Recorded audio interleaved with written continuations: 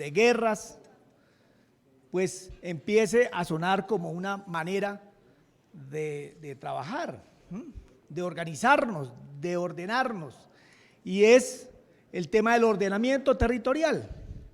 Y a la cabeza de estos esquemas asociativos está eso, una manera diferente de pensar el país. Parto por contar la experiencia desde lo siguiente. Consideramos que los procesos de regionalización y de asociatividad territorial son estrategias para la paz, en un país que requiere continuar profundizando los esfuerzos por la paz. Y retomo también un esfuerzo colectivo que fue el acuerdo de paz con las FARC, que trae un punto fundamental que es la reforma rural integral. Yo creo que ese es el norte que debe tener el país en la medida en que plantea en su punto número 1 temas que concurren cuando uno va a trabajar un plan de abastecimiento alimentario de una región. Todo el tema de acceso a la tierra, estímulo a la producción, alimentos, la alimentación nutricional y el enfoque territorial. Esos elementos están allí. Creo que es importante señalar, y estoy de acuerdo con lo que señaló, con lo que planteó Edgar Payares. Creo que ahí nos da una luz impresionante. Digo, la única manera de superar el problema de la coca es ganarle en franca lid. Y yo creo que es eso, y es cómo, con lo que han señalado en el panel anterior. ¿Cómo nos organizamos? ¿Qué planes hacemos? ¿Cómo nos relacionamos con la realidad que hay en el país? Entonces, lo que simplemente voy a contarles es una experiencia que es elaborada por un proceso que lleva ya 8 años, 7 años tal vez, que es la conformación de la región administrativa y de planificación especial, RAP. El objetivo del sistema de abastecimiento de alimentos, que es una iniciativa, alimentos que sean eficientes, sostenibles, saludables, en la región central, está fundamentado en la productividad rural, la dinamización del equipamiento, la generación de agregado local y la consolidación de canales de comercialización. Lo voy a explicar. Este plan de abastecimiento alimentario no está aislado, hace parte de uno de los 5 grandes hitos o hechos regionales que soportan a la región central, soportan su existencia. Uno, que tiene que ver con la seguridad hídrica. Esta es una región hídrica. 2, uno que tenga que ver con la promoción de sistemas logísticos, o sea, de regionales que tienen que ver con el desarrollo económico, entre esos el turismo. 3, una comunidad regional del conocimiento basada en la innovación para dinamizar la economía. Y 4, una institucionalidad sólida, que es la que permita una gobernanza diferente en la región. Y eso parte por pactar, por llegar a acuerdos regionales. Nosotros la experiencia nos ha dado, por ejemplo, en la relación Bogotá-Cundinamarca, que si la sociedad y los gobiernos se ponen de acuerdo, es difícil impulsar propósitos comunes. En esta etapa en que se ha logrado que los gobernantes se encuentren y que incluso las organizaciones sociales y demás se encuentren, pues es un incentivo para demostrar que es posible. Entonces, el quinto hecho regional nuestro, pues es el de despensa agroalimentaria saludable, en donde está este proyecto que vamos a presentar en los minutos siguientes. Bueno, continuar, por favor. Pues contextualizo la región. Somos 5 departamentos y Bogotá es el centro del país. Está Huila, Tolima, Meta, Cundinamarca, Boyacá y Bogotá, más o menos 16,5 millones de habitantes. Se caracteriza por el agua, como les dije, y la producción agrícola, o sea, una gran despensa. Listo, sigamos. estos millones son 16.2, ahí hay una corrección. Nosotros producimos el 26% de la producción agrícola del país, pero el 46% de los alimentos que ingresan a la ciudad, a Corabastos, que es la central de abastos de Bogotá, se regresan a la región, o sea, llegan acá y se regresan. Entonces, ahí tenemos un problema de comercialización. Tenemos, lo más rico que tenemos, el mayor patrimonio son los 2.1 millones de habitantes rurales, 750.000 familias, pero mire las características. De los 40 municipios de la región, pues han perdido la población, se han venido para lo urbano. El 54% de los productores son mayores de 50 años y el 27% mayores de 60 años. O sea, el campo está envejeciendo en sus habitantes. El 88% de los productores locales ganan menos de un salario mínimo. Aquí hablaban de precios justos y demás. Y en el proceso entre la producción y la comercialización hemos descubierto que hay entre 3 y 8 intermediarios. Entonces, con esta contextualización, lo que se pretendió fue construir un plan de abastecimiento de la siguiente manera, buscando aliados. O sea, creo que un papel fundamental de los esquemas asociativos es coordinar, encontrar alianzas. En estas alianzas nos hemos encontrado desde organizaciones de cooperación internacional como la FAO, hasta organizaciones sociales de base, organizaciones de pequeños productores, asociaciones campesinas. Nos hemos encontrado con la academia, varias universidades como ustedes ven ahí, con las entidades nacionales que orientan el tema de la producción, de la asociatividad solidaria, del bienestar familiar, de la planeación. Un gran aliado nuestro es la UPRA, porque creemos que los esquemas asociativos, además de coordinar, deben manejar una información organizada, deben tener sistemas de información y deben tener además posibilidades de agenciar procesos de gestión. Entonces, la UPRA es clave, está el DANE, el IPES, que es una entidad del distrito, gremios, varios gremios, están las cámaras de comercio, están algunas federaciones de productores y, por supuesto, están las entidades territoriales que representamos y que ya les mencioné que hacen parte de la región central. Con esta alianza se construyó el plan de abastecimiento. ¿Y cuál fue la ruta?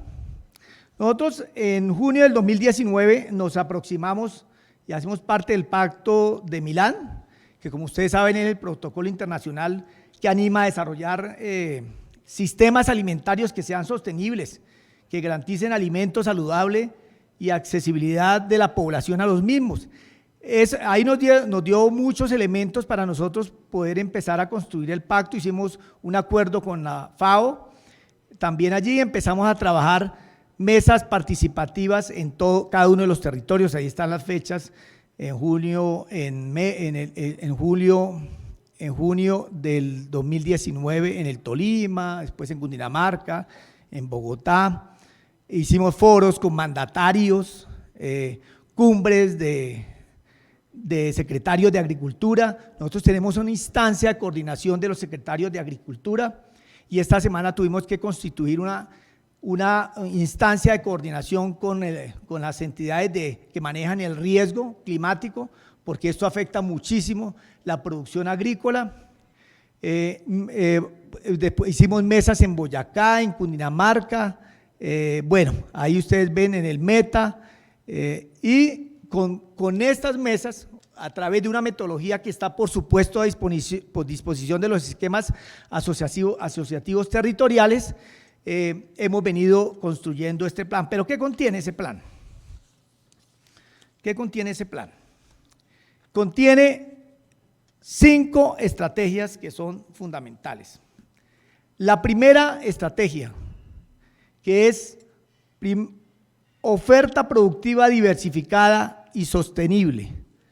Esto implica impulsar la agricultura campesina y está orientada a fortalecer capacidades técnicas, financieras, jurídicas y ambientales de estas asociaciones de campesinos. Y ahí hemos visto unas cosas, hemos definido 5 proyectos que son fundamentales para fortalecer la oferta productiva diversificada y sostenible. 1, el ordenamiento productivo de la oferta alimentaria. Es decir, un trabajo que están haciendo los departamentos que bajan hacia los municipios y hacia las comunidades, y es qué es lo que se está produciendo. Lástima no traigo, no hay tiempo para mostrarles los mapas de qué se produce, en dónde se produce, cuánto se produce, en qué momento se produce. Y de organizar esa oferta de producción nos ha llevado incluso pues a la identificación plena del campesino, pero hemos dado cuenta que lo clave en esto es impulsar formas asociativas de los campesinos. Experiencias muy buenas hay en los diferentes departamentos, especialmente, por ejemplo, en Cundinamarca. Otro proyecto es incentivos a la preservación del patrimonio biocultural de la región relacionados con la seguridad y soberanía alimentaria. Ese es un tema fundamental. Incluso en el acuerdo de paz, yo tuve la oportunidad de escribir para una revista qué había pasado con el tema de seguridad de alimentación en el acuerdo de paz, y incluso lo llamé del congelador al centro de la mesa, porque fue un tema que se refundió en la discusión, que no se pudieron poner de acuerdo en algo que el primer expositor, nuestro compañero de Ecuador, señaló, y es entre el concepto de seguridad alimentaria y soberanía alimentaria. Y como no pudieron, lo guardaron. Fue después que las organizaciones sociales presionaron que se incluyó como derecho a la alimentación. Llegaron a un acuerdo, por lo menos en el término y en los propósitos. Esa tensión va a seguir dándose y creemos que es importante en ese sentido, por eso ese proyecto va hacia ese aspecto de impulsar el patrimonio biocultural de la región, reconocer lo que se produce acá y lo que se come acá. Ahí hay un elemento de soberanía alimentaria. El tercer proyecto es extensión agropecuaria para una producción sensible a la alimentación sana y sostenible. El cuarto es el sistema participativo de garantías. Ahí tenemos un problema grande en la oferta, y es la manera como al campesino le pagan su producto.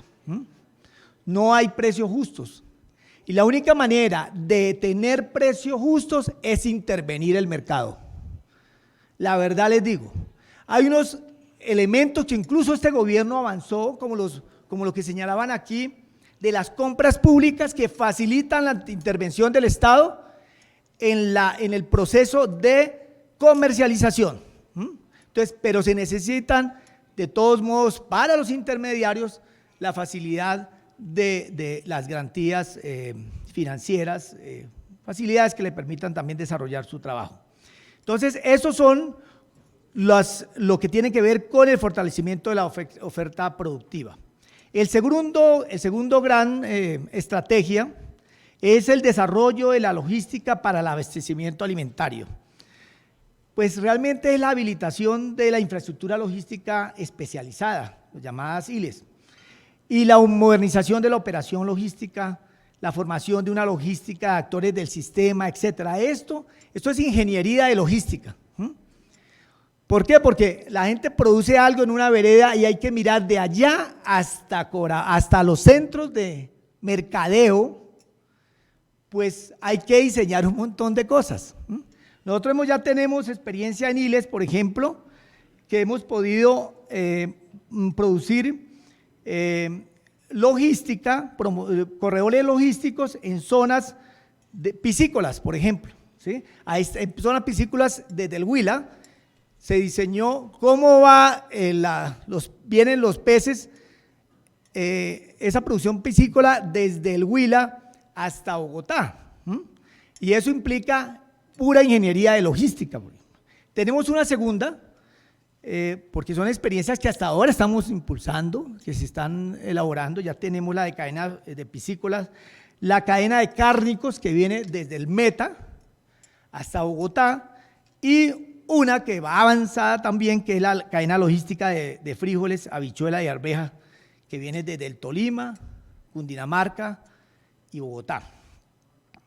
Eso en relación, eso es un proyecto del desarrollo de logística. Otro son ecosistemas de información logística, eficiencia logística, gestión del conocimiento para la logística y la red de infraestructura logística especializada que se mencionaba. Entonces, esos son los 8 proyectos de segunda estrategia. También hay una cuestión que hace parte de esta misma estrategia 2, y es algo que comentaba la representante de la ARD, a la ADR, que es la conexión entre campo y ciudad, y la logística nos permite eso. Entonces hay una red urbana vital para el fortalecimiento de alimentos, para el abastecimiento de alimentos de la región central. Esa red urbana, que es precisamente la continuidad de la red logística que él señalaba, y la consolidación y desconsolidación de las estrategias de carga para la competitividad. Me quedan 5 minutos.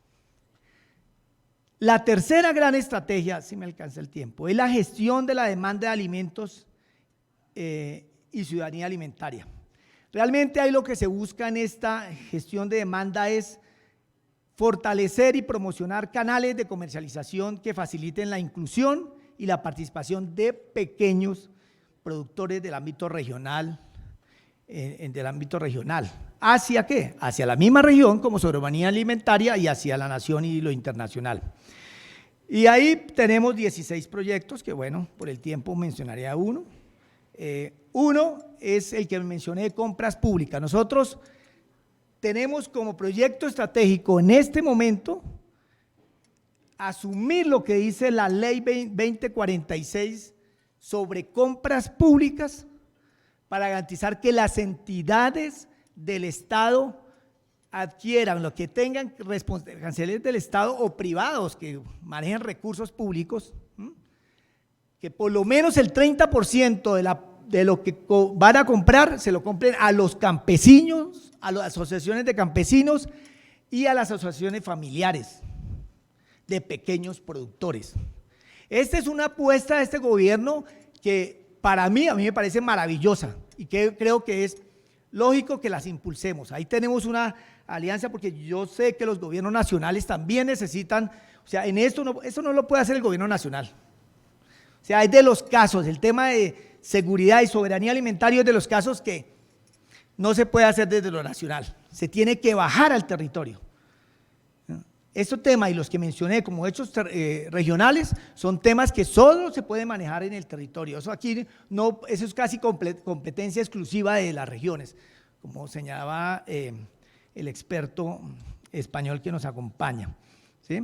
Entonces, todo el tema de compras públicas, el de tener medios que permitan la comercialización, por ejemplo, una iniciativa de Cundinamarca que fue la Agencia de Comercialización e Innovación de Cundinamarca, pues usando la ley de región metropolitana que mencionaba aquí esta mañana la directora del DNP, pues esa agencia comercializadora se le dotó de capacidades porque se dio cuenta que la comida no viene solamente de Cundinamarca, sino de toda la región, y en estos momentos está haciendo la gestión, que es facilitándole a los campesinos la comercialización, eliminando los intermediarios, queda 1 o 2 intermediarios en ese proceso nomás.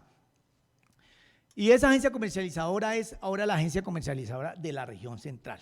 Nosotros tenemos una facilidad en esto y es que Bogotá es la gran plaza, digamos, aquí se demanda mucho y en compras públicas pues es la facilidad de que la Secretaría, por ejemplo el PAE de Bogotá y la Secretaría de Integración Social que tienen grandes poblaciones adquieran. Entonces incluso hay productos que hay que traerlos de más allá de la región y en eso hemos venido hablando con los demás RAP las demás compañeros de la RAP para mirar cómo logramos integrar también las demás regiones.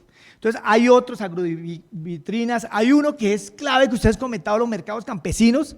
Nosotros estamos trabajando con ellos, vemos que necesitan muchísimo fortalecimiento de capacidades. O sea, eso no se puede dejar a expensas simplemente de las organizaciones sociales y campesinas.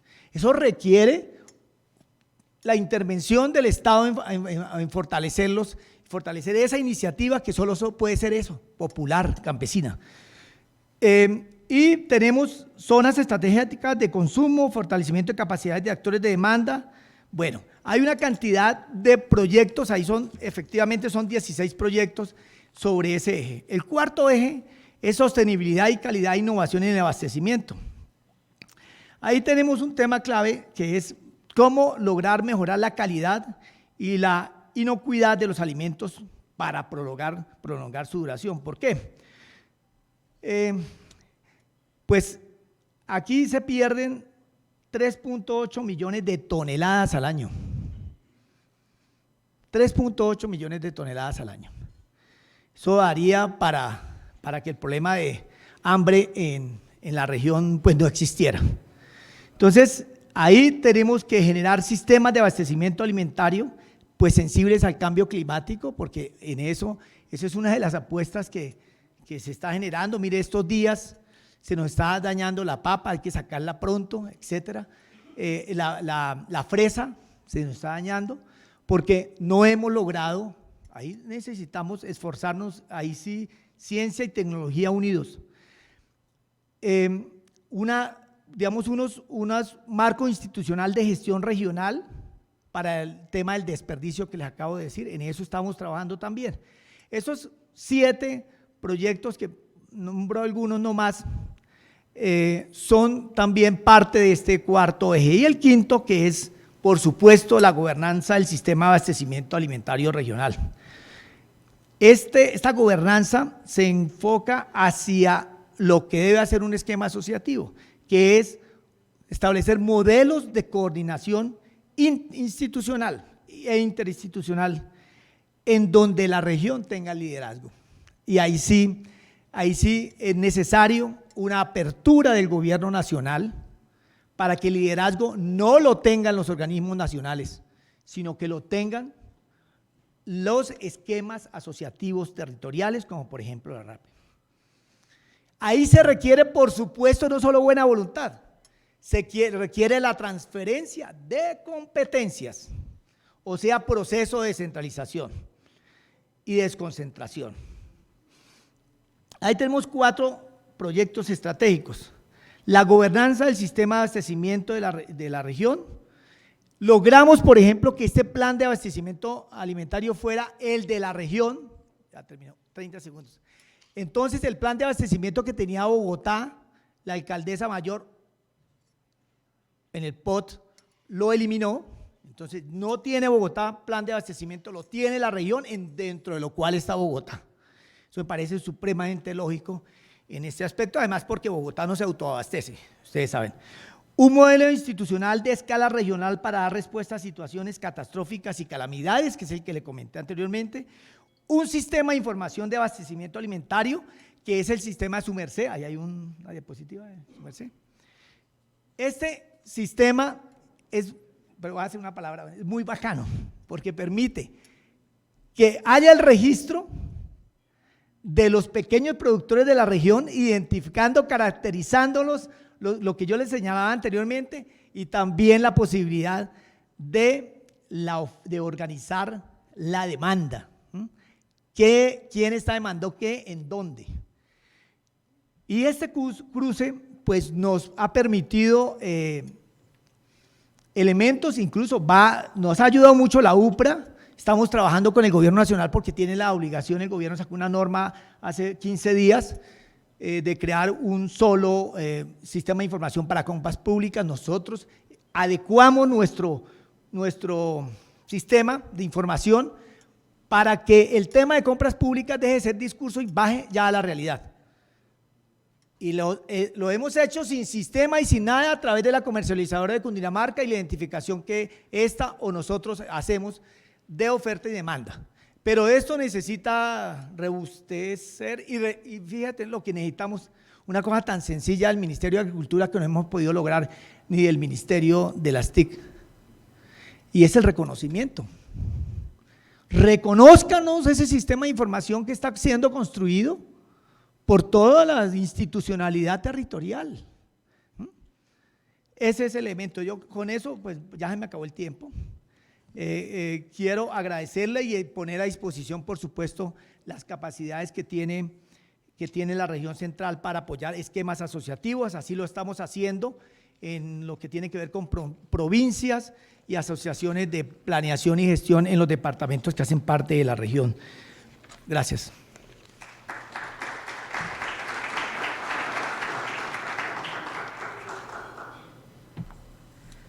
Doctor Ricardo, muchísimas gracias por contarnos la experiencia de la región central en el proyecto de abastecimiento alimentario. Ahora vamos a continuar con el segundo eje temático del día, la administración del territorio desde la integración territorial. Para ello invitamos al escenario al señor Carles Llorens, secretario general de la Organización Global de las Regiones de Barcelona.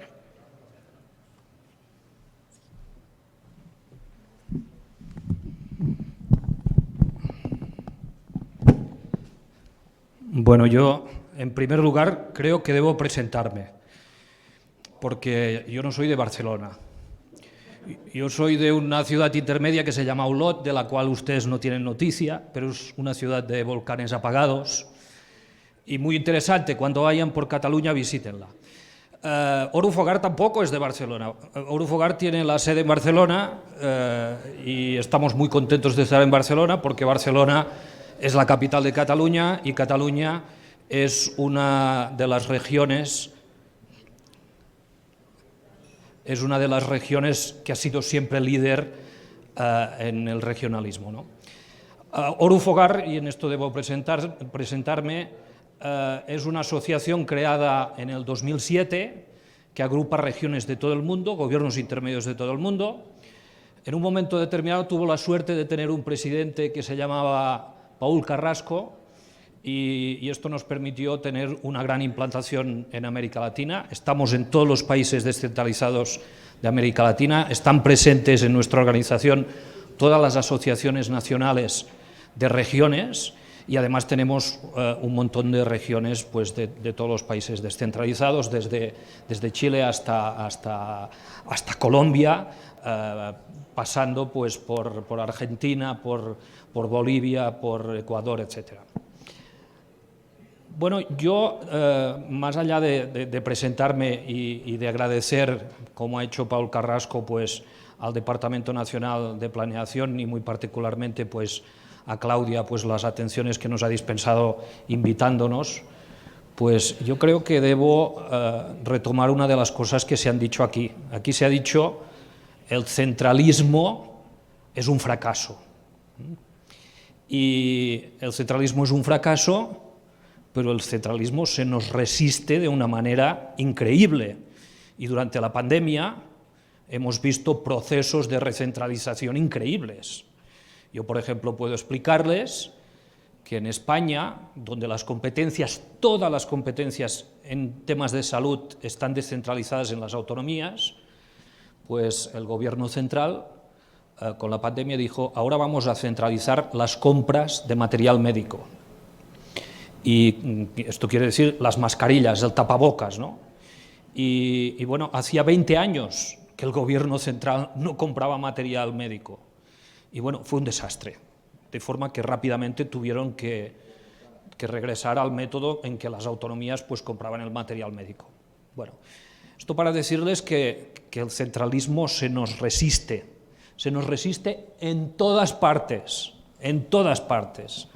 En Perú pues, han elegido un presidente que la opinión pública internacional lo presenta como un presidente de extrema izquierda, pero es un presidente que su discurso, y yo me he entrevistado con él, su discurso es, oye, vamos a acabar, y ha ganado la gente, vamos a acabar con los privilegios de Lima.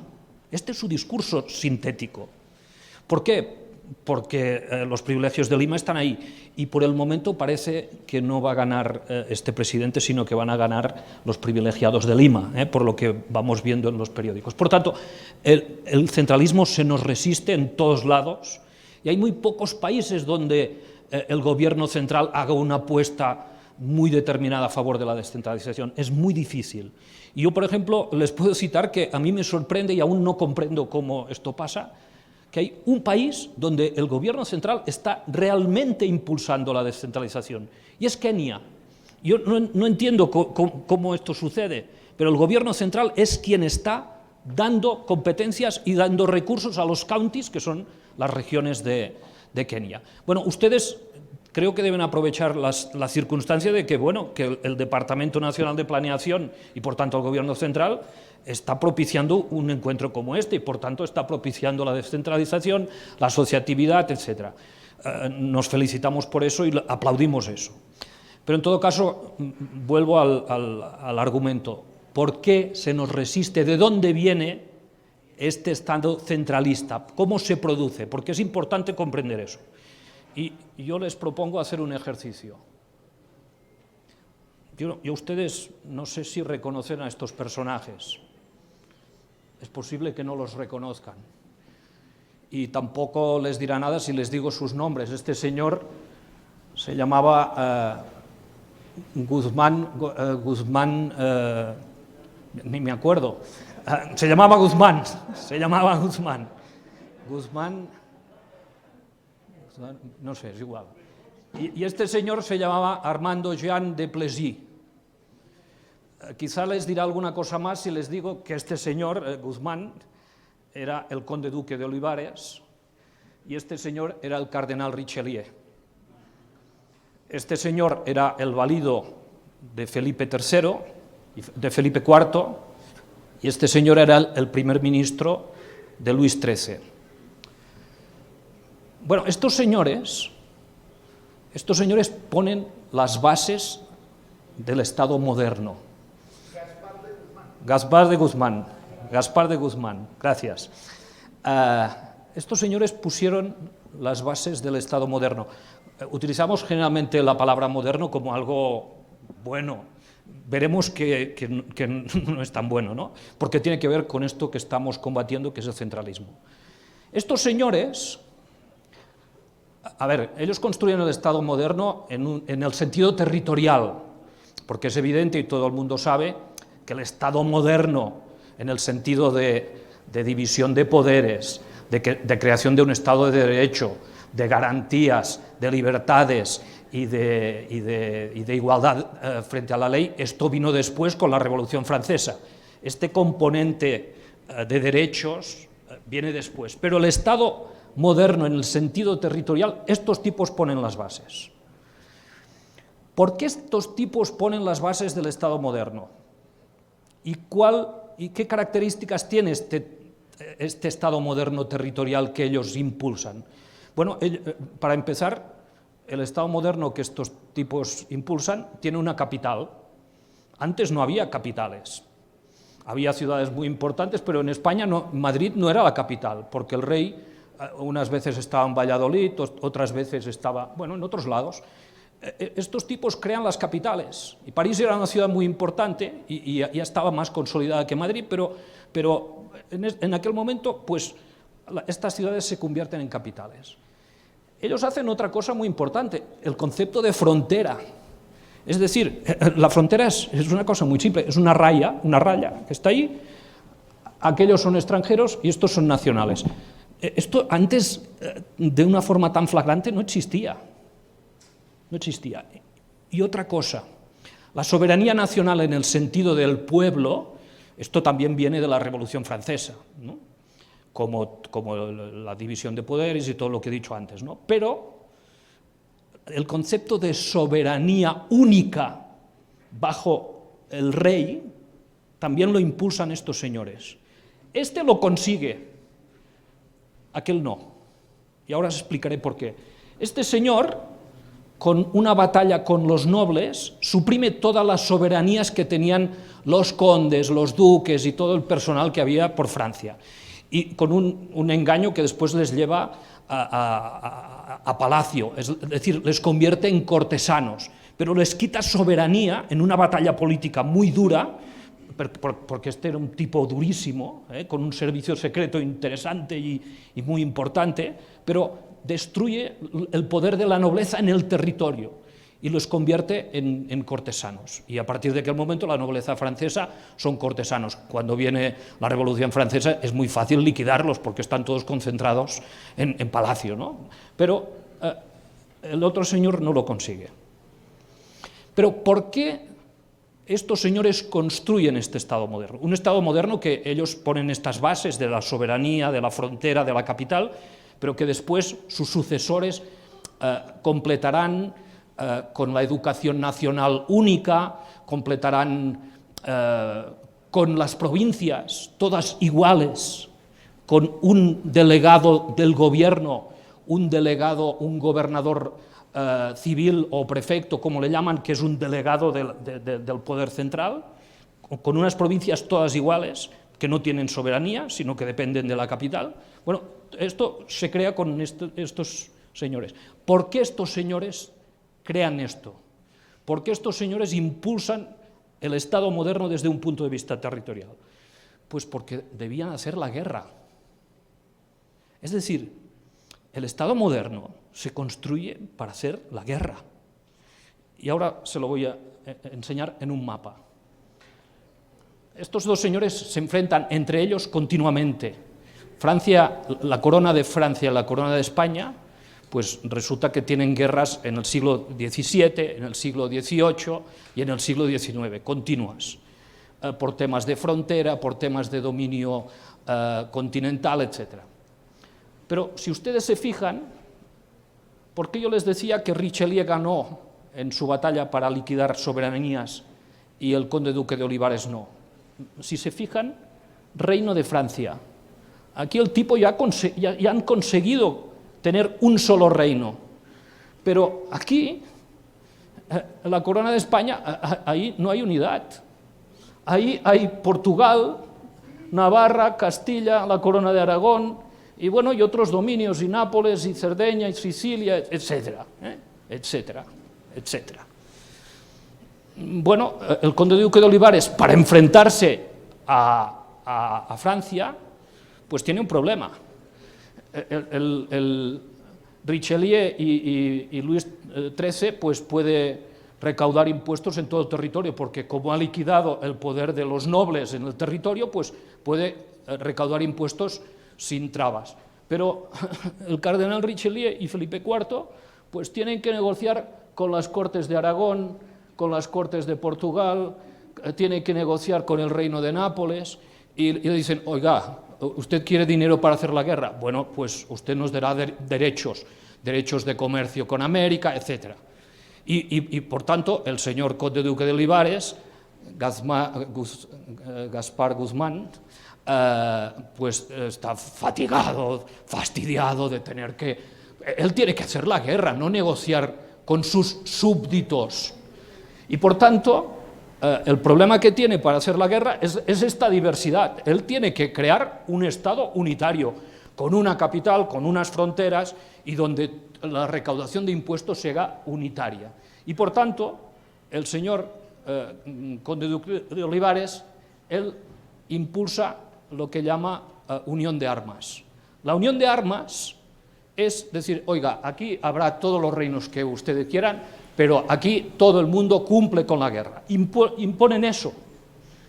Y al imponer eso, los reinos del rey de España, que no era rey de España porque era el rey de Castilla, de Aragón, de Portugal, de Nápoles, etc., pues el rey quiere imponer eso y resulta que hay revueltas en todos lados. De forma que al mismo tiempo hay una revuelta de Aragón, y especialmente de Cataluña y de Portugal. Los portugueses ganan y son independientes, y Cataluña pierde y no es independiente. Pero en todo caso, estos tipos imponen esta unión de armas. Al final imponen la unión de armas. Imponen la unión de armas, y esto quiere decir que empieza un proceso de unificación. y de creación de este Estado moderno que yo os citaba, ¿no?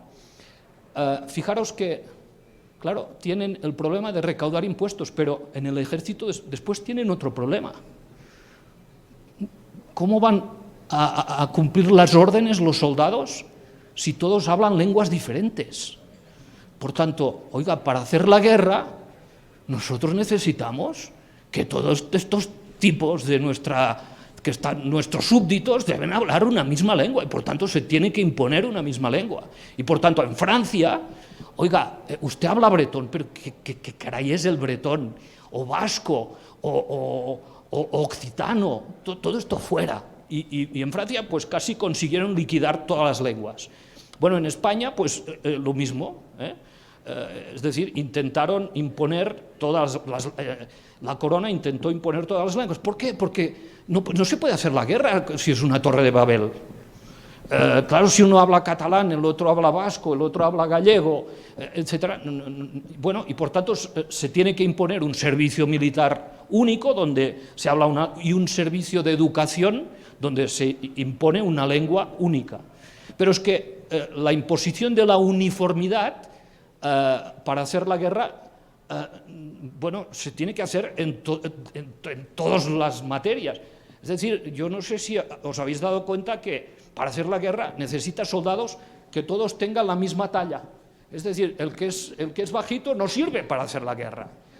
Y no sé si os habéis fijado al mismo tiempo que ¿con qué se visten los militares? Con uniformes, todo único.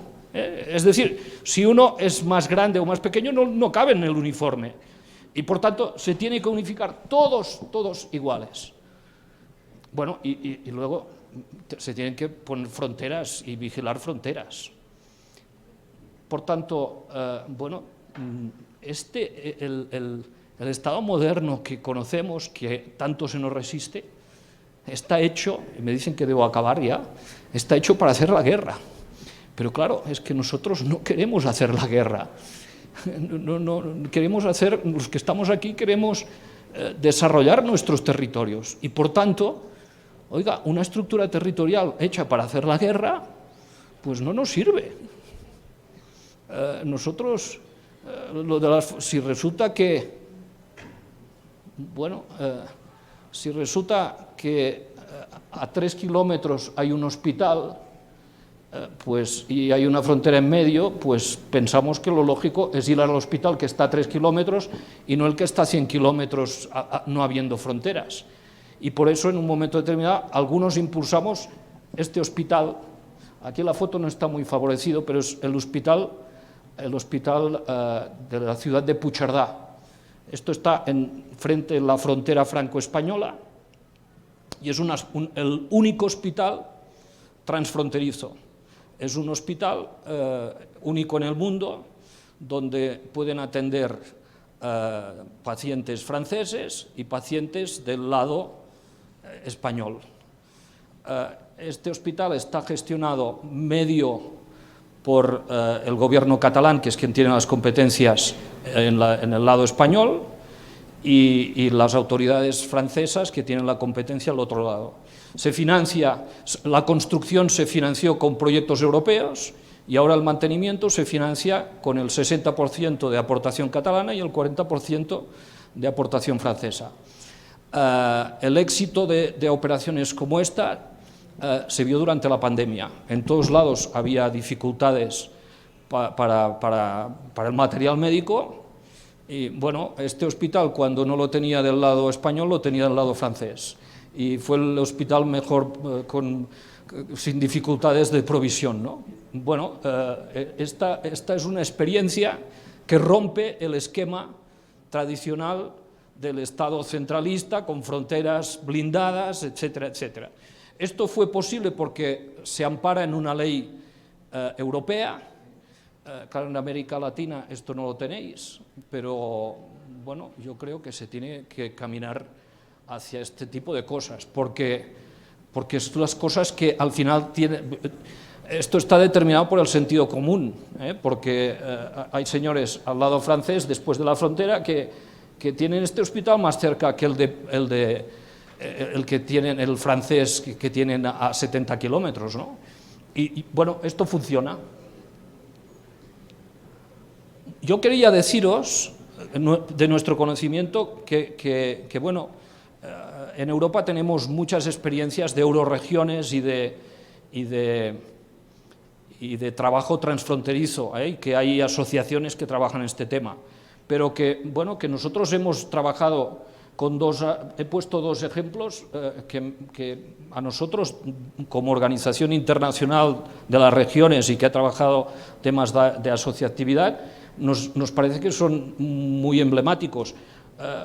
Estos son los que conocemos, ¿no? Pero nosotros hemos presentado en diversos foros pues la experiencia de Rap Pacífico o de la Mancomunidad de los Andes en Perú, porque nos parecen tan singulares, tan emblemáticos o tan interesantes como las euroregiones en Europa. Por tanto, vosotros tenéis el hándicap de que no tenéis la Unión Europea que os legisla permitiendo eso, no tenéis los fondos FEDER que nosotros tenemos para construir proyectos transfronterizos, pero bueno, aquí hay oportunidades que también estáis aprovechando, no transfronterizas, menos transfronterizas. Cierto que hay algunas transfronterizas que se han hecho, pero bueno, hay experiencias, también hay la experiencia de Cicosur, que agrupa regiones básicamente argentinas, chilenas, Paraguay, Uruguay, etcétera, que también nos parecen interesantes. Bueno, y yo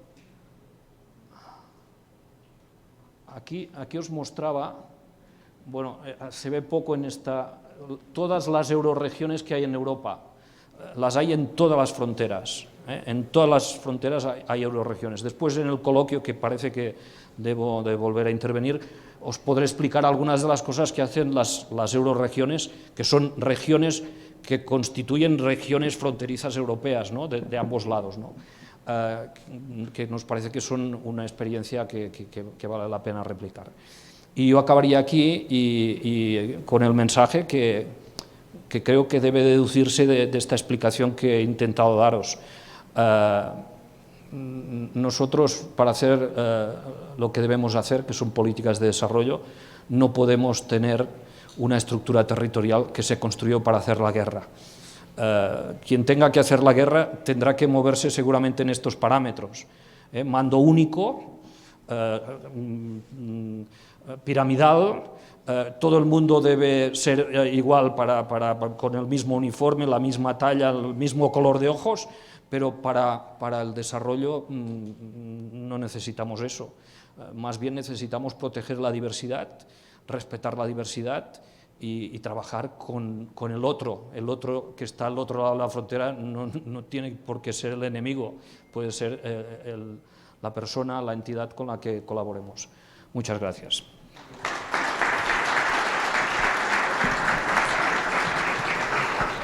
Muchísimas gracias, Carles, por la participación en este encuentro y por dejarnos esa reflexión tan interesante de la importancia de la integración territorial para el desarrollo de nuestros países. Ahora vamos a avanzar con el segundo panel del día sobre el diálogo, la administración del territorio desde la integración territorial, catastro, ordenamiento y planificación del territorio. Para ello voy a invitar al señor José Linares, director de Ordenamiento y Desarrollo Territorial del Departamento Nacional de Planeación, quien nos acompañará como moderador del panel.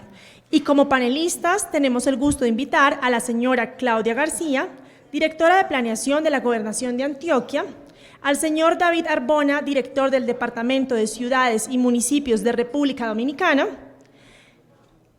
al señor Dalmiro García, subdirector de Planeación Territorial del Área Metropolitana de Barranquilla, y nuevamente a nuestro invitado internacional, Carles Lorenz.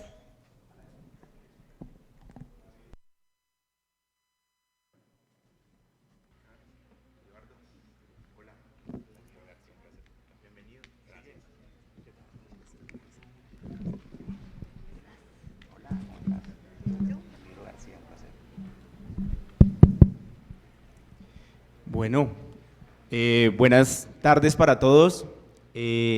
Bienvenidos a este panel. La antesala al almuerzo, entonces esperamos que sea relativamente corto y contundente. Pues nada, yo creo que después de esta explicación de Carles sobre ¿por qué hay tanta resistencia a la descentralización? Creo que de verdad muchísimas gracias, muy interesante esa narrativa histórica de por qué hay tanta resistencia.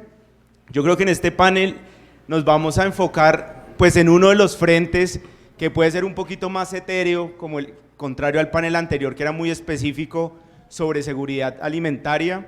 Ahora vamos a entrar a una esfera de eso que llamamos la administración del territorio. Y yo creo que, pues para empezar con administración del territorio, digamos que cuando uno lee acerca de qué significa esto de administración del territorio, hay como tres grandes frentes.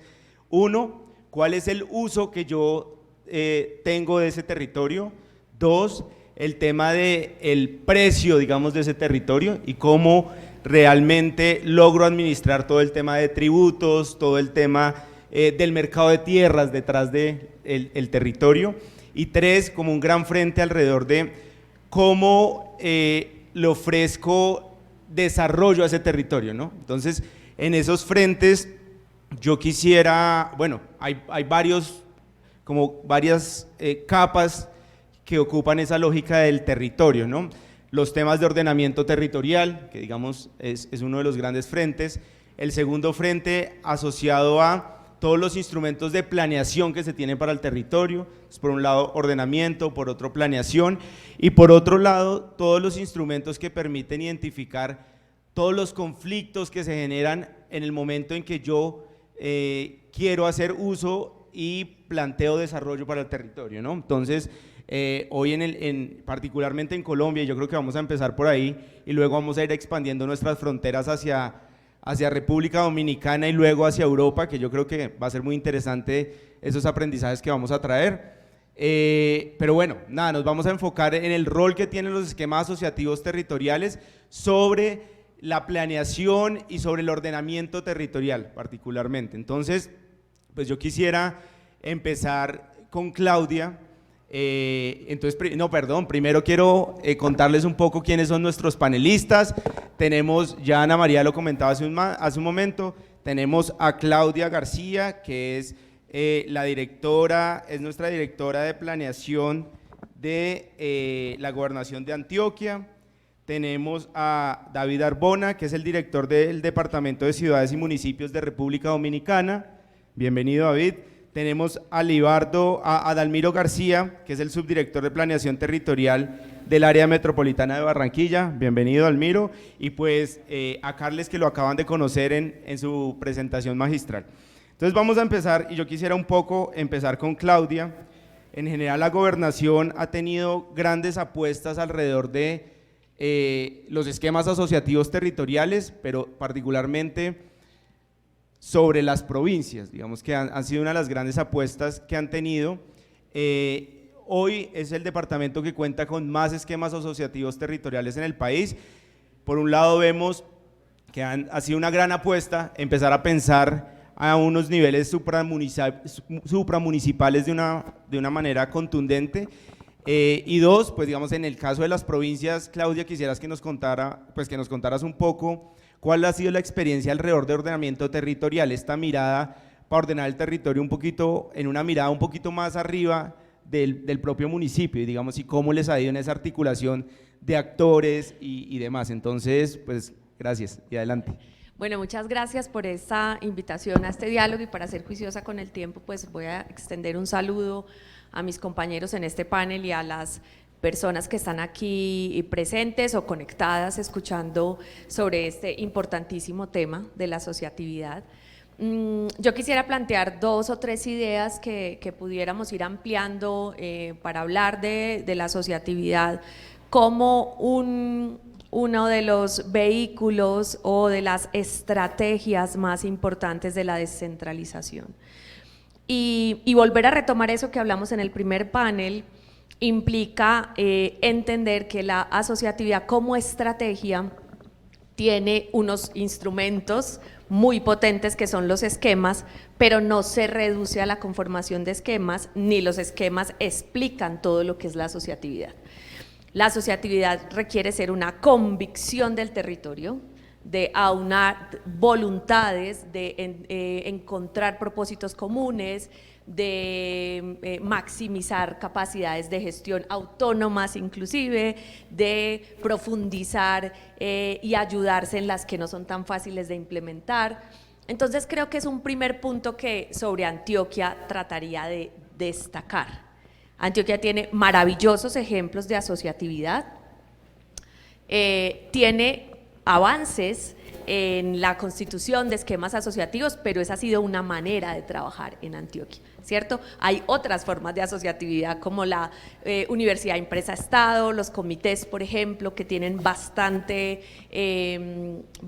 historia, o como el área metropolitana del Valle de Aburrá, que es el esquema pues asociativo más antiguo de Colombia. Entonces, lo primero es, los esquemas son muy potentes, pero la asociatividad no es solamente conformar esquemas, es encontrar propósitos comunes y potenciar esos propósitos. Lo otro es entender que necesitamos planeación con esa claridad, planificación multiescalar.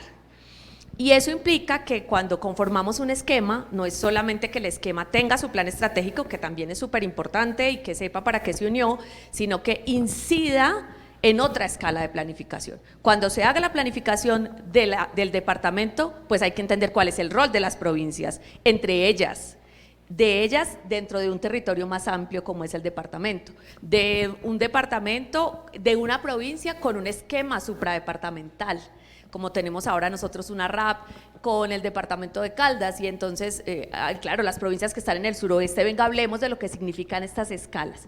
Entonces, destacaría dos experiencias, ahora sí juiciosa para cerrar. Uno, hacer sensible el sistema nacional de planeación, el sistema departamental de planeación, los sistemas municipales a la asociatividad. Y eso implica, vuelvo y repito, no solamente que los esquemas tengan sus planes, sino que incidan en el ordenamiento. Y eso nosotros estamos trabajando ahora en una experiencia muy bonita, que es la construcción de la Agenda Antioquia 2040. La construcción de la Agenda Antioquia es una súper ambición, una utopía, si se quiere, planificación en la cual estamos dialogando con toda Antioquia, todos los antioqueños, todos los territorios, las formas de gobierno, para encontrar un propósito integrador, un propósito de futuro, y con ello unas metas y una adherencia de la ciudadanía a esas metas y unos trabajos con muchos agentes del desarrollo, que no son solamente los gobiernos, que son la sociedad civil, que son los actores, y que no está solamente en Antioquia, que tiene inclusive actores supradepartamentales, actores nacionales. Pero entonces quiero destacar ahí, construimos una ruta provincial. Y esa ruta provincial nos llevó a pensar no solamente que los esquemas tengan sus planes, y estamos trabajando en que tengan esos instrumentos, sino cuál es el rol de esta provincia, más allá de esquema, significa un territorio, tiene una adscripción geográfica, tiene unos propósitos de largo plazo, va a tener un rol como sistema de provincias, no compiten, se complementan, y cómo desescalar esos propósitos también, a la vez que se están desescalando las competencias, las responsabilidades y los recursos. Después hablaremos de recursos para hacer eso realidad, pero haría esas dos o tres primeras ideas: cómo convertimos a la asociatividad o la entendemos en su dimensión, y cómo son los esquemas unos vehículos muy importantes en la medida en que puedan incidir no en su autoplanificación, sino en todas las escalas, y cómo esa multigobernanza pues potencia los propósitos de un territorio como Antioquia.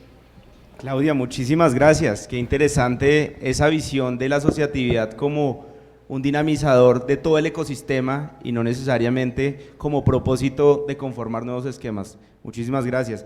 Yo quisiera darle paso a Almir un poco, porque yo creo que hay una experiencia muy interesante alrededor del plan de ordenamiento metropolitano, digamos para todo el área metropolitana de Barranquilla, y yo creo que es una experiencia puntual y específica de cómo un plan de ordenamiento metropolitano logra incidir sobre los planes de ordenamiento territorial. Entonces quisiera que entráramos en ese detalle, y con un componente adicional que yo creo que vale la pena destacar, y es que una de las grandes apuestas también del área metropolitana es catastro multipropósito, y han logrado complementar tanto el plan de ordenamiento metropolitano con la apuesta de tener información catastral actualizada, que de una u otra manera creemos que da mucho más margen de maniobra para las decisiones de planeación y ordenamiento. Pero Dalmiro, adelante, que creo que eres tú el que nos puede contar de esa experiencia. Bueno, José, muy buenas tardes. Primero agradecerle la invitación.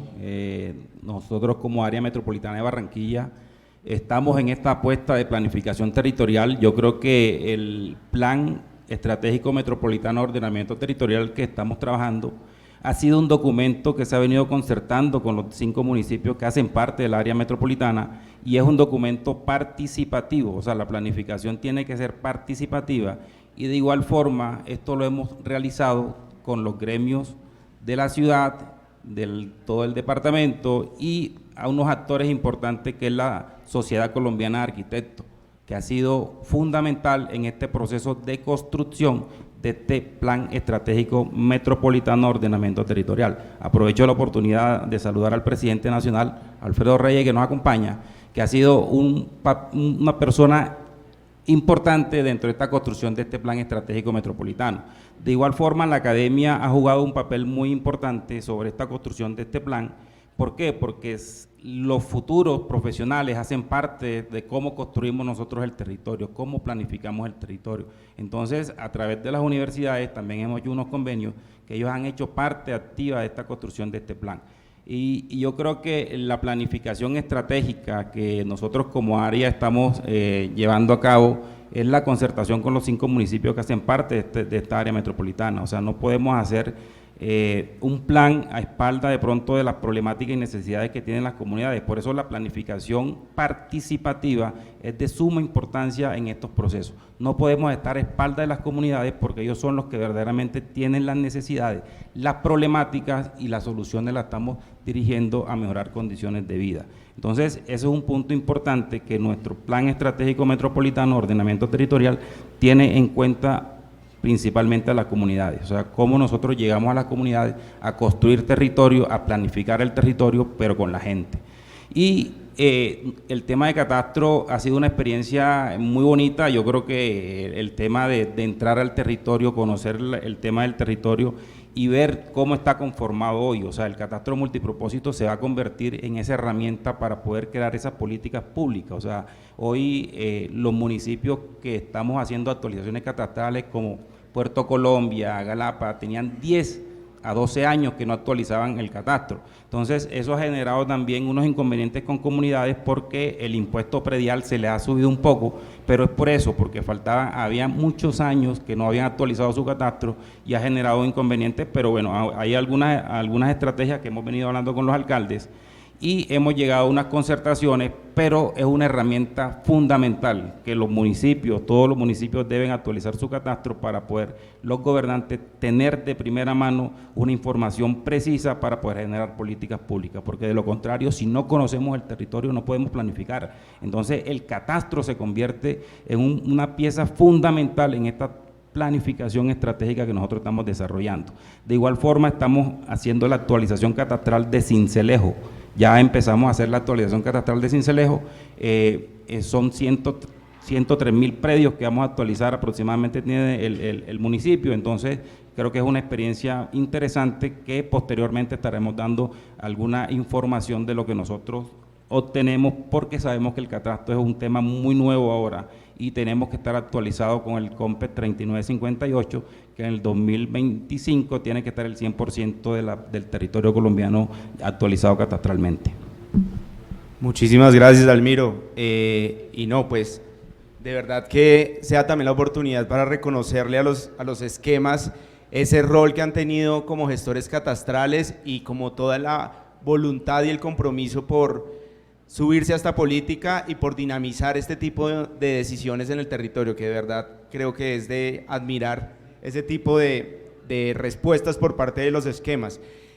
David, yo quisiera continuar contigo un poco, y yo creo que también para todos los asistentes, hemos estado trabajando el año pasado por invitación de Eurosocial, estuvo el viceministro por estas tierras también, entendiendo un poco los avances que ha tenido Colombia en términos de la ley 388 de ordenamiento territorial, algo alrededor de catastro multipropósito, y yo entiendo que hoy República Dominicana está en ese frente, tratando de pensar cómo ordenar mejor su territorio, cómo implementar este tipo de políticas. Entonces, David, pues nada, la invitación es para que nos cuentes hoy, ustedes cuáles son esos grandes retos que tienen y qué tanto, digamos, las experiencias como la colombiana les pueden aportar en ese frente. Bueno, saludos a todas y a todos. Me sumo también muy agradecido por la invitación y felicitaciones al equipo de gestión del evento y agradecimiento a la Oficina de Planeación Nacional, a Eurosocial y a Unión Europea. La verdad que nosotros en Dominicana siempre relajamos con el hecho de que tenemos como 20 años de retraso con los países de Sudamérica, en términos de planificación principalmente. Ahora mismo nosotros, el esquema de gobernanza del territorio, tenemos un gobierno nacional, la ley de planificación plantea la escala regional como la escala donde se deben de consolidar las políticas públicas y articularse, y luego tenemos entonces los gobiernos locales. La realidad al día de hoy es que no tenemos una ley de regiones únicas de planificación, entonces en ese proceso de descentralización del Estado, cada sectorial del gobierno nacional regionalizó el país a su discreción. Entonces tenemos una gran dificultad para, digamos, articular políticas en el territorio. Eso por un lado. La apuesta de este gobierno, y es en lo que hemos estado trabajando en el último año y medio, es en la territorialización de las políticas públicas. Es decir, poder llevar donde están las necesidades de la gente la oferta de política, ¿no? Eso ha llevado un ejercicio, digamos, de trabajo con las sectoriales para que empiecen a tener una mirada del territorio en el proceso de planificación. Es decir, dónde están los problemas, cómo estos problemas se articulan con otras sectoriales. Y digamos que el marco que unificaría todos estos criterios es la Ley de Ordenamiento Territorial, está depositada ahora mismo en el Congreso Nacional, es una ley que se viene impulsando desde hace 14 años y cada vez que entra en sesión, digamos, hay una serie de factores políticos digamos, que inciden en su no aplicación. Y es muy curioso, tú que mencionabas el tema de los territorios organizados para la guerra, nosotros fuimos un territorio, digamos, organizado a partir de intervenciones norteamericanas. Entonces, las grandes disparidades territoriales que estamos enfrentando ahora mismo tiene que ver con esa centralización que impulsó el gobierno norteamericano en el territorio.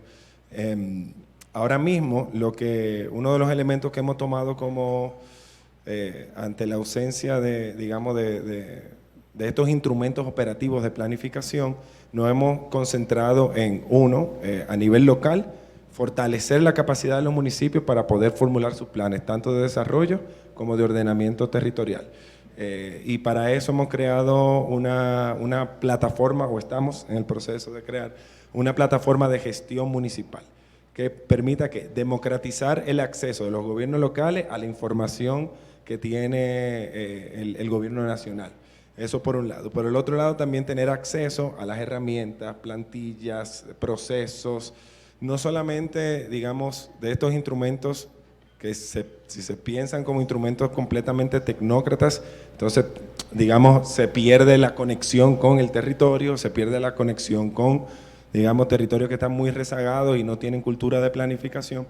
Hemos hecho un esfuerzo de llevar esos instrumentos a un formato lo más, digamos, legible, amigable posible para la planificación. Eso por un lado. Por el otro, estamos trabajando en una estrategia de fortalecimiento a las oficinas de planeamiento urbano de las municipalidades, que son las responsables de gestionar el uso de suelo. Y en ese sentido, una de las cosas que yo decía al equipo cuando entré al ministerio, es decir, ¿cómo es posible que nosotros no tenemos en blanco y negro qué porcentaje del territorio está normado? ¿Qué porcentaje del territorio dice sí, aquí no, y si aquí sí, cómo, y en qué condiciones, y con qué tasación, ese tipo de cosas? Y la verdad es que hicimos un primer levantamiento a nivel nacional y los resultados son abrumadores. Nosotros tenemos, son 157 municipios, de los cuales solamente 6 o 7 tienen planes municipales de ordenamiento territorial. De esos 6 o 7 planes municipales o municipios con planes municipales de ordenamiento territorial, todavía no hay uno que tenga una normativa, una ordenanza que se desprenda y que operativice lo que establece el plan de ordenamiento territorial.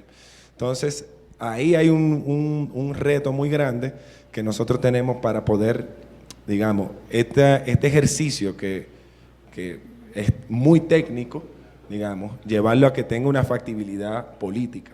Y eso es uno de los grandes retos que nosotros, digamos, tenemos ahora mismo. Creo que lo puedo dejar ahí y seguimos. David, muchísimas gracias. Muy interesante como todo este proceso. Yo quisiera seguir con Carles porque,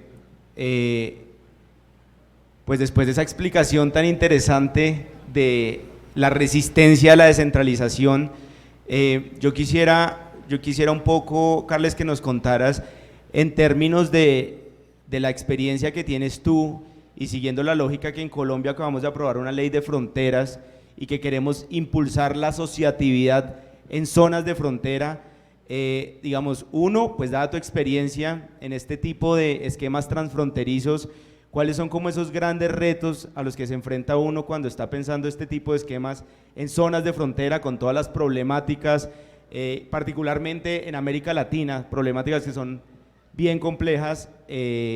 Entonces, pues bueno, quisiera que nos contabas un poco de tu experiencia y cómo extrapolar algunos de esos aprendizajes a la experiencia colombiana.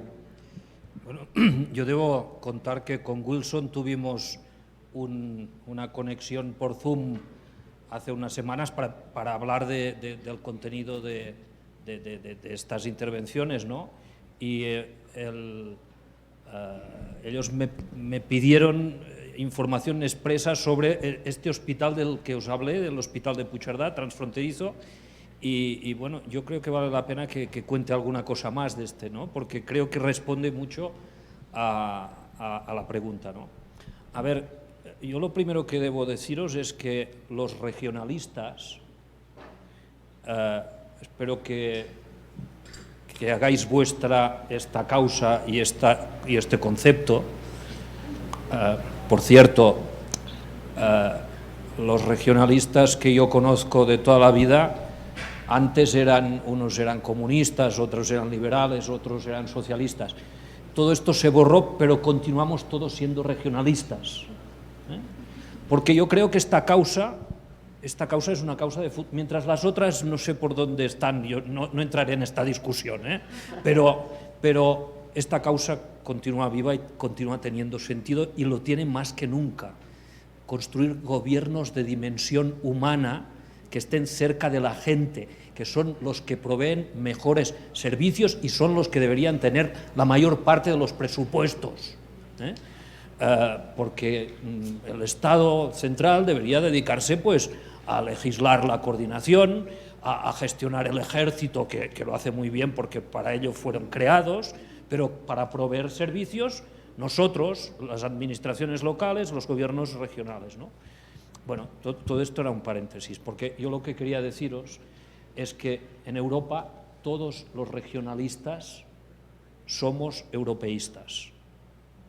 Ahora hay el euroescepticismo, es decir, el euroescepticismo británico, el euroescepticismo británico, o el francés con la extrema derecha ahora en Francia. Estos no son europeístas y tampoco son regionalistas, porque son nacionalistas tradicionales de su Estado-nación, ¿no?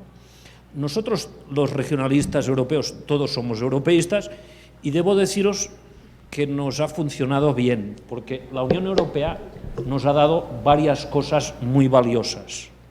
La primera cosa muy valiosa por la que luchamos mucho fue el Comité de las Regiones.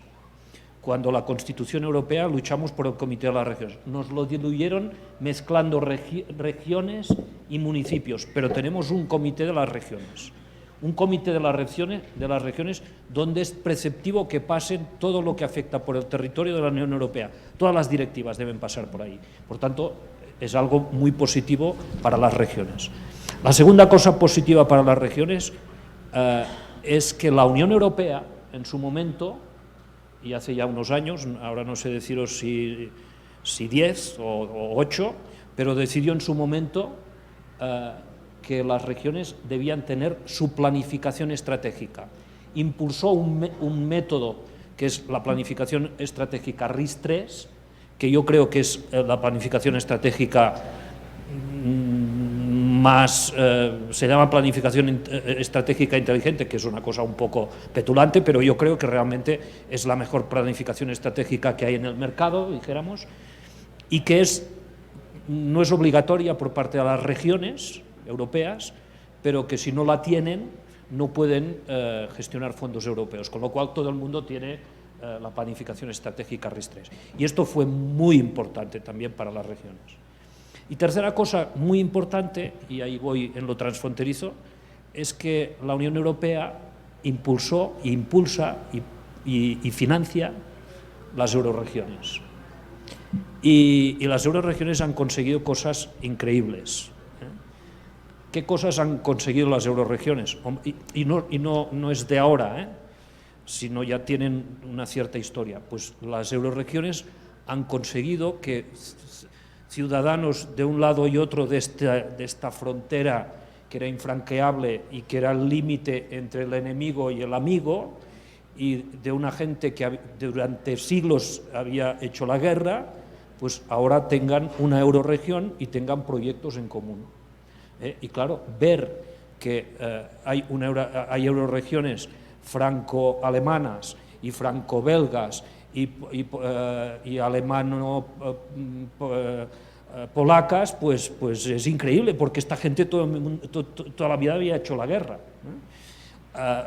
Yo puedo explicar, o podría explicar si tuviéramos tiempo, que no es el caso, pues las experiencias de la Comunidad de los Pirineos, que es una euroregión que suma las regiones españolas y francesas y el Estado independiente del Principado de Andorra, y que tiene 35 años de historia. O la euroregión mediterránea Pirineos, de la que participa Cataluña, las Islas Baleares y Occitania, que también, en la cual he trabajado, y pues una de las cosas de las que se ha fraguado ahí, pues es este hospital transfronterizo. Yo ya os he explicado más o menos cómo funciona el hospital transfronterizo, pero para acabar sí que debo contaros la primera reunión que yo tuve. Yo representaba al gobierno de Cataluña en la primera reunión que tuvimos con la parte francesa, y para impulsar el proyecto transfronterizo del Hospital de Puigcerdà, ¿no? Fue una reunión, un desastre. Fue un desastre, porque nosotros fuimos a aquella reunión, el gobierno de Cataluña, con el alcalde de Puigcerdà, éramos de diferentes colores políticos, pero ambos queríamos aquel hospital. Pero en el otro lado había un pupurri, es decir, quien tenía el poder era París, y que envió un señor de París, que al saber que yo iba con el alcalde de Puigcerdà, pues también invitó a alcaldes y al presidente del Consejo Regional, del Consejo Provincial, y fue un lío tremendo. Fue un lío tremendo que nosotros nos fuimos pensando, esto no puede salir, esto no puede salir. ¿Por qué salió? Porque ellos no lo hubieran hecho nunca al final. Lo hicimos nosotros porque éramos un gobierno regionalista y nosotros creemos en esta posibilidad de trabajar más allá de estas fronteras, y porque al otro lado de la frontera había catalanes de origen como nosotros, porque son nuestra gente, estamos emparentados con ellos, a pesar de que tenemos una frontera en medio. Y claro, nosotros queríamos hacer aquel hospital, y lo hicimos porque tenemos esta militancia regionalista. Y la ventaja de las euroregiones es que ha conseguido eso, juntar a gente que habían estado toda la vida en guerra, pero juntar también a gente que las fronteras nos había dividido a pesar de ser la misma gente. Y yo puedo poner este ejemplo de que a un lado y otro de la frontera franco-española hay catalanes, que hablamos del mismo idioma y que con mucha frecuencia son gente emparentada, ¿no? Pues nosotros teníamos ganas de trabajar con otro lado. Pero esto pasa también ha pasado también en otra frontera que nosotros también conocemos por próxima. Es decir, hay una eurorregión entre el norte de Portugal y Galicia. Claro, Galicia es España y el norte de Portugal es Portugal, pero es que hablan la misma lengua. Unos le llaman gallego y los otros le llaman portugués, pero es la misma lengua. Y claro, esta gente está encantada de haberse encontrado en una eurorregión. Por tanto, las eurorregiones han conseguido cosas que tienen mucho sentido, que es que los enemigos históricos trabajen juntos, pero que los familiares también puedan hacerlo, ¿no? Yo creo que este ejemplo sí que debe valer también para América y para Colombia y para Ecuador y para todas vuestras fronteras. Vosotros no tenéis la ventaja de que pueda haber fondos para construir eso porque no tenéis la Unión Americana, Pero yo creo que la voluntad política todo lo puede, La voluntad política de quien quiera construir eso, esto va a funcionar. Carles, qué interesante desde la perspectiva de lo humano, yo creo que es lo primordial, ¿no? Cómo realmente los propósitos comunes pueden llegar a unir realmente más allá de las simples fronteras. Qué interesante esa visión, y yo creo que para mi equipo que está en ese proceso de reglamentación es súper útil este tipo de experiencias. Pero bueno, yo creo que llegó el momento también de que ya pasemos a las tareas, y yo quisiera acá contarles que el día de hoy tenemos como comentó nuestra directora hace un momento, en el país estamos en un proceso de una misión de descentralización que acabó de iniciar y pues que se va a tardar aproximadamente 18 meses, bueno ya creo que 4 menos, 14 meses más pensando la descentralización del país. Y yo creo que para eso quisiera contarles que hoy tenemos el director de la misión, el doctor Daniel Escobar, que está por allá sentado, y pues nada, yo creo que es el momento también para que pues yo creo que Claudia y Dalmiro también le presenten o le cuenten, digamos, cuáles son esos 3 grandes retos que ustedes ven de cara a la misión de descentralización que debería abordar alrededor de la asociatividad territorial, 1, y 2, ojalá pudiéramos llegar a pensar en términos de ordenamiento territorial, cuáles serían esas grandes discusiones que debería dar la misión de descentralización en estos frentes. Entonces, pues, si quieren iniciamos. Claudia, de nuevo, adelante. Muchas tareas, Daniel.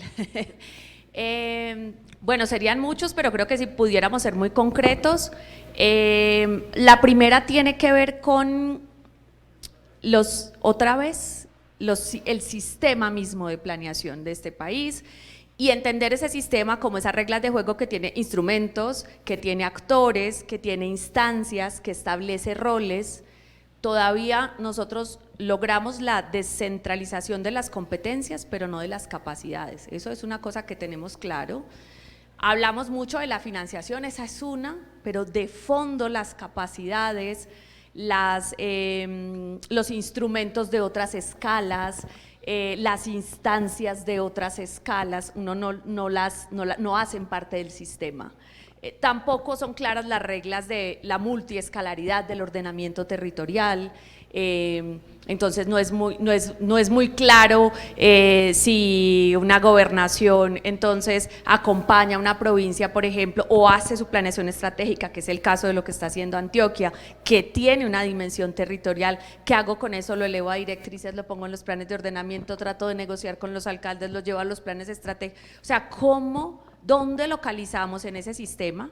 Voy a repetir que es actores, instrumentos y roles, unas reglas de juego mucho más claras para una multiescalaridad de la planificación y una gobernanza multinivel real, con competencias.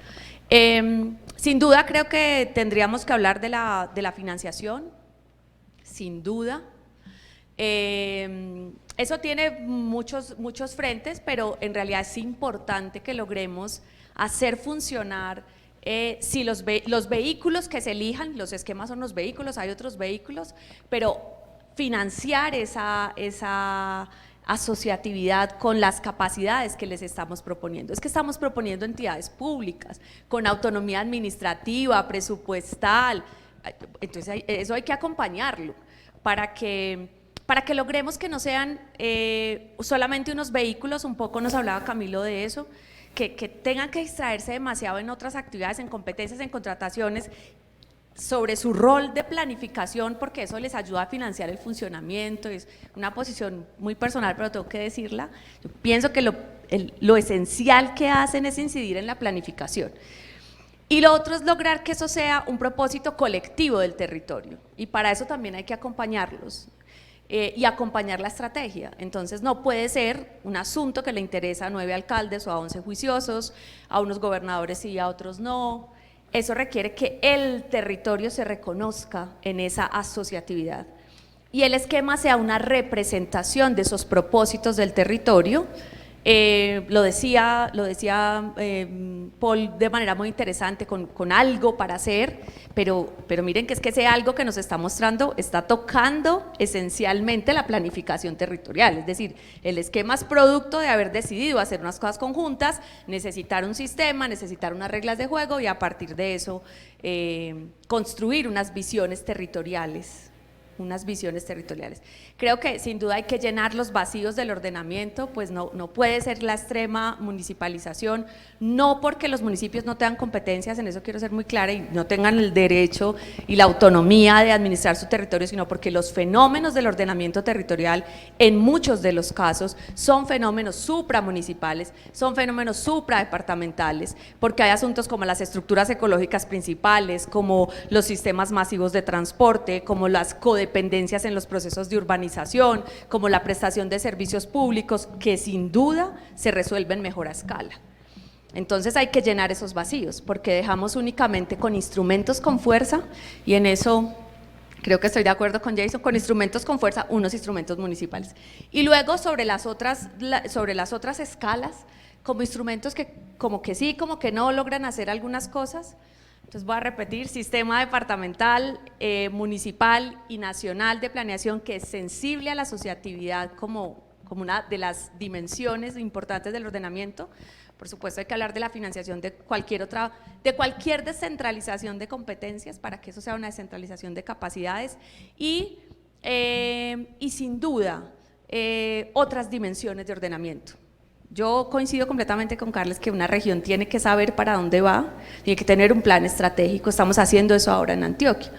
Pero la verdad es que sí, ¿qué van a hacer con ese plan estratégico? ¿Lo van a llevar a una ordenanza? ¿Lo van a elevar a directrices? ¿Lo van a tratar de que lo localicen en los planes de los esquemas asociativos y de los esquemas de ordenamiento? Y estamos decidiendo cosas tan estratégicas como las infraestructuras que dotan de capacidad y de vocaciones económicas a unas subregiones sobre otras. ¿Y qué pasa con la región aeroportuaria? ¿Y qué pasa con el puerto de Urabá? ¿Y qué pasa con el suroeste y su relación con Caldas? ¿Y qué pasa con Chocó, que es nuestro departamento hermano, que tenemos unas zonas, Carles, igual, unos territorios con unas limitaciones de inversión unos en otros y son las mismas comunidades y son comunidades hasta familiares? Entonces creo que ahí hay que repoblar, si se quiere, el sistema como conclusión. Muchísimas gracias. Dalmiro, no, adelante. Bueno, yo creo que el tema de descentralización es una oportunidad que tienen los esquemas asociativos, los entes territoriales, para poder tomar decisiones muy rápidamente también en temas de proyectos y propuestas que tienen a veces los entes territoriales que se ven a veces aguantados por un proceso muy administrativo en el tema de recursos. Y yo creo que la planificación territorial, para llevarla a una realidad, se requieren recursos. O sea, nosotros todos los temas de planificación tenemos que tener un tema de recursos para poder implementar. Y pongo el caso del área metropolitana de Barranquilla. Nosotros en Barranquilla, lo que es Barranquilla y Soledad, tan conurbados, o sea, lo que hace Barranquilla o decisiones que toma el alcalde de Barranquilla pueden afectar a Soledad en un momento dado. Entonces, la idea, y nosotros como área metropolitana lo que hacemos es poder entender el territorio, no solamente como los 5 municipios, sino también verlo más allá de los 5 municipios, que es lo que estamos hablando, inclusive con la gobernadora, con la Sociedad Colombiana de Arquitectos, porque el territorio no son 5 municipios, estamos hablando de 23 departamentos, 23 municipios que tiene el departamento del Atlántico, que también hay que atenderlo. O sea, lo que hoy Barranquilla, la población de los 22 municipios vienen a trabajar a Barranquilla. Entonces, ¿qué pasa? Eso afecta el tema de movilidad, el tema de asentamientos informales, que es un componente y una problemática que vive el área metropolitana fuertemente. Hoy estamos hablando prácticamente de que Soledad puede tener 68 asentamientos informales, o sea, y eso crece día a día. Entonces, si nosotros no atendemos esas problemáticas a través de unos planes estratégicos de planificación, ¿cómo atendemos a esa gente? O sea, no estamos haciendo nada, o sea, entonces, y eso se hace con recursos. O sea, no solamente es hablar de entregar un título de propiedad a la persona que está en un asentamiento informal, sino cómo se generan unos componentes para mejorar las condiciones de vida de esos asentamientos. Entonces, yo creo que la planificación estratégica debe ir apuntando a todas esas problemáticas que hoy tiene el territorio, y creo que la descentralización se puede convertir en un componente importante para tomar decisiones muy rápidamente. Muchas gracias, Dalmiro. Me voy a ir entonces, para ya ir cerrando, con Carles, en esta línea de pensar en términos de, y pues con tu conocimiento en términos de las eurozonas, ¿cuáles son como esos 2 o 3 elementos fundamentales para realmente fomentar la coordinación y la cooperación entre entidades territoriales de distinta índole? Y digamos, un poco de cara a esta misión de descentralización y con ese contexto que nos dabas acerca de la resistencia al centralismo, digamos, ¿cuáles son esas 3 cosas que nos dirías que sí o sí? 2, una. No sé. Yo en todo caso lo que sí puedo deciros de esta reflexión y de las reuniones que yo tuve ayer con las RAP, con las 4 RAP que tuve reuniones ayer, yo llego a una conclusión que sí que os quería transmitir. No sé si respondo tu pregunta, pero estas conclusiones sí que os las quería transmitir. A ver, el anterior... Yo me estoy haciendo mayor y me olvido de los nombres. Yo me he olvidado del nombre del señor de Antioquía de antes. Jason. Pues Jason en un momento determinado ha dicho una cosa, yo creo que inconscientemente, pero que a mí me permite haceros una reflexión. Él ha dicho, estamos inventando no sé qué. Yo lo que debo deciros es que, a ver, yo sé que vosotros sois el país del realismo mágico, y por tanto tenéis una capacidad de inventiva muy importante, que admiramos el resto que no somos colombianos, pero que en los temas de comer, y nunca mejor dicho que no solo el tema alimentario, sino también el tema de comer, porque recursos, el territorio, la financiación, etcétera, y estos son temas de comer. En los temas de comer no es preciso que inventemos. Podéis copiar, porque, a ver, yo lo que debo deciros, claro, yo hace 8 años que me dedico a esto y a recorrer también. Hombre, cualquiera diría que además de perder la memoria estoy muy gordo, ¿no? Por el comentario, pero espero que no vaya en este sentido. No, yo me he dedicado durante los últimos años a recorrer el mundo viendo procesos de descentralización. Y claro, es que esto que a vosotros pasa es idéntico a lo que pasa a tantos otros. Y claro, si resulta que algunos pues han encontrado soluciones, pues no es necesario que inventéis nada, podéis copiar. Podéis copiar, es más fácil. Y en este sentido debo deciros que, hombre, que por ejemplo, en todos los temas de competencias, en todos los temas de financiación, de capacidades, pues en el ámbito del regionalismo global, pues existe un vocabulario, una terminología que es útil para el debate político y que os invito a incorporar de alguna forma. Evidentemente que cada cual tiene sus singularidades, pero hay cosas en las que todo es igual. Es decir, en el proceso de descentralización todo es bastante similar, ¿no? Por tanto, podéis copiar otras experiencias. Os invito a participar a las regiones de las reuniones que hacemos, el regionalismo a nivel global, donde todo esto se ve, pero además os invito a otra cosa. Os invito a otra cosa que en ningún momento de esta jornada se ha citado. Aquí hay una agenda global que nos favorece. Es una agenda global que Colombia, la República de Colombia, ha aprobado. de la misma forma que han aprobado el resto de los 193 países del mundo. Es una agenda global que básicamente tiene 3 documentos que conocéis, pero que tenemos que incorporar porque nos favorece, que uno es la Agenda 2030 y los Objetivos de Desarrollo Sostenible, esto nos favorece, el Acuerdo de París nos favorece y la nueva Agenda Urbana nos favorece. Yo debo invitaros de que incorporéis estas agendas a vuestros discursos, a vuestros programas, a vuestros proyectos. Claro, tenéis muchos problemas de planificación territorial, por lo que estoy viendo, pero ¿por qué nadie en Colombia ha impulsado la nueva agenda urbana? Porque nadie lo ha hecho. Claro, tiene todo el sentido que en la región, en Cundinamarca, en la región central, alrededor de Bogotá, el área metropolitana de Bogotá, o no sé cómo se llama, pues se haya hecho una nueva agenda urbana. La nueva agenda urbana no solo tienen que hacerla los municipios, también tenemos que hacerla a las regiones. Y en Antioquía pues tendría mucho sentido que se hiciera una agenda urbana de Antioquía. Yo en todo caso lo que os invito es que participéis de las reuniones internacionales y yo os puedo proveer de regiones que se han hecho estos ejercicios para que os acompañen, para que firméis acuerdos con ellos, porque, es decir, las regiones regionalistas están dispuestas a hacer esto, están dispuestas a colaborar en estas tramas, en estas redes. Por tanto, aprovechad esto. Carles, muchísimas gracias. Y yo creo que para finalizar, David, yo creo que uno de los frentes, y creo que lo hemos visto a lo largo de la mañana, es que al final este tipo de discusiones pasan por la factibilidad política. Y yo creo que más allá de lo técnico, lo político juega un rol muy importante alrededor del ordenamiento, de la asociatividad y demás.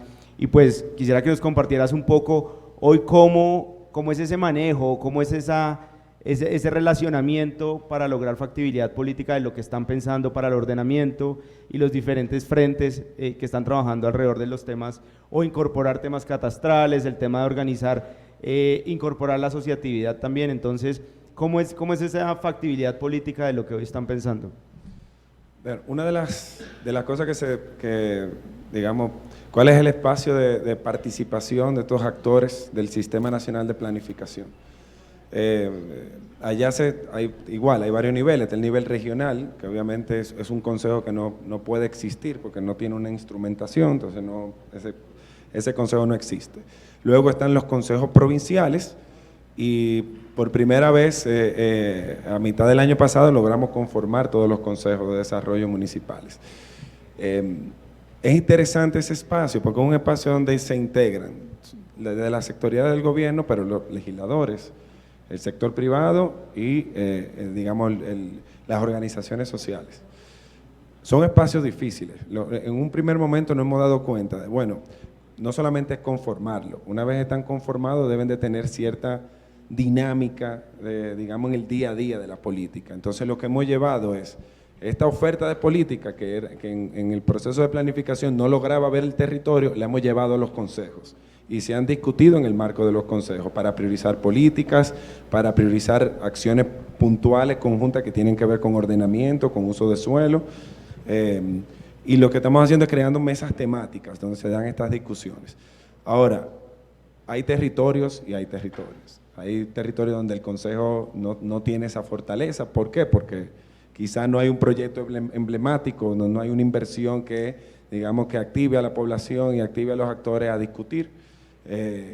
Nosotros nos estamos concentrando donde están los mayores problemas y donde esa voluntad política es manifiesta, en los legisladores, en las gobernadoras, en los alcaldes y en los incumbentes de las sectoriales. Y en ese sentido, uno de los principales problemas del crecimiento, digamos, de las ciudades es como bueno, todo este tema, aquí ustedes tienen planes de ordenamiento metropolitano, tienen esquemas de organización mancomunada o metropolitana. Allá lo estamos haciendo, y una de las discusiones que iniciamos con Eurosocial fue en función de un ejercicio que estamos trabajando en la zona del Cibao, en República Dominicana, que es la mancomunidad, digamos, del área metropolitana de Santiago.